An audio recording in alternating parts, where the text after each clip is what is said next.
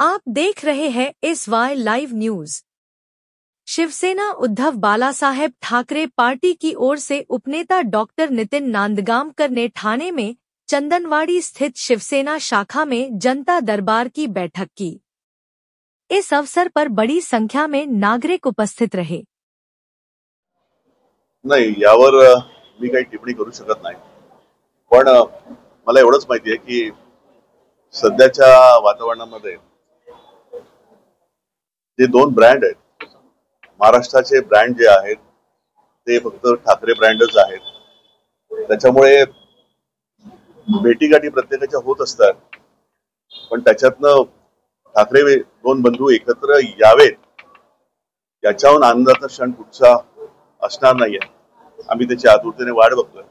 बाकी भेटीगाठी प्रत्येक जण प्रत्येकाच्या घेत असतो, त्याच्यातनं आपण काहीतरी वेगळं काढणं मला कंपेअर करायचं आहे। प्रत्येक जण शासनाचा जनता दरबार आणि शिवसेनाचा जनता दरबार, शासनाचे विषय असतील तर ते शासनाच्या मार्गाने काय करत असतील मला माहित नाही, पण तुम्ही एक समजून घेतलं पाहिजे की सर्वसामान्यांच्या ज्या व्यथा आहेत ना त्या वेगळ्या असतात। म्हणजे अत्याचार होत आहेत, डोमेस्टिक व्हायलन्स आहेत, महिलांवर नवरा बायकोची भांडणं आहेत, अशा बरेच विषय आहेत। नोकरी नाही आहेत, बाहेर जात मी तुम्हाला सांगितलं की बाहेर जावं लागतं, पण त्याच्यामध्ये फसगत होते।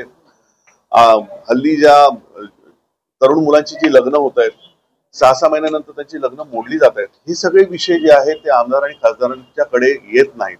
त्यांच्यासाठी त्यांना वेळ नसतो, कारण प्रत्येकाला उड्डाणपुलं बनवायची असतात, रस्ते बनवायचे असतात।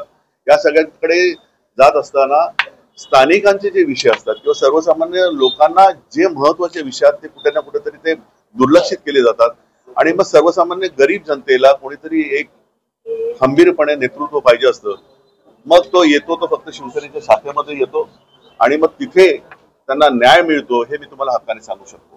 कारण तुम्ही शिवसेना भवन मध्ये ज्यावेळी जनता दरबार असतो, मी आपल्या सर्वांना आमंत्रित करतो की तिथे तुम्ही येऊन बघा। कारण आदरणीय शिवसेना पक्षप्रमुख आदरणीय उद्धवसाहेब ठाकरे यांच्या मार्गदर्शनाखाली दादरमध्ये हा ज्यावेळी जनता दरबार सुरू असतो, म्हणूनच साहेबांनी सांगितलं की मला ठाण्यामध्ये अशाच पद्धतीने जनता दरबार तू घे, आणि आज मी त्याची सुरुवात केलेली आहे। ते फक्त आणि फक्त इकडची जी स्थानिक जनता आहे, मग ठाणे विभागातली असू दे की आजूबाजूचे जे कोणी असतील, तर त्यामध्ये माझ्याकडे जे विषय येतात ते बिल्डरांचे जास्त आहेत, नोकरीसाठीचे विषय आहेत, स्थानिकांना रोजगार मिळत नाहीये, पोलीस स्टेशनच्या काही व्यथा आहेत की आमच्या तक्रारी घेतल्या जात नाहीये। सध्या आपण तो एक विषय जो आपण मागच्या मीटिंग मध्ये घेतला होता की बरोबर स्टेशनवर, ठाणा स्टेशनवर कोपरी रेल्वे स्टेशन वारांगणा ज्या आहेत तिथे त्या तिथे असतात महिला, सगळ्या त्या उभ्या असतात। ऍक्च्युली त्या पोटापाण्यासाठी त्यांचा तो रोजगार म्हणे, त्यांचा तो धंदा आहे म्हणून, पण त्याच्याने काय होतं की ज्या सर्वसामान्य ज्या महिला आहेत, ज्या नोकरीवरनं येतात जातात, त्या प्लॅटफॉर्मवरनं किंवा स्टेशनवरनं ज्या त्या परिसरामध्ये ज्यावेळी चालतात, त्यांच्याकडे त्याच नजरेने बघितलं जातं। हा एवढा महिलांचा एवढा मोठा अपमान आहे की त्यांच्यासाठी अशी कोणती जागा नाही।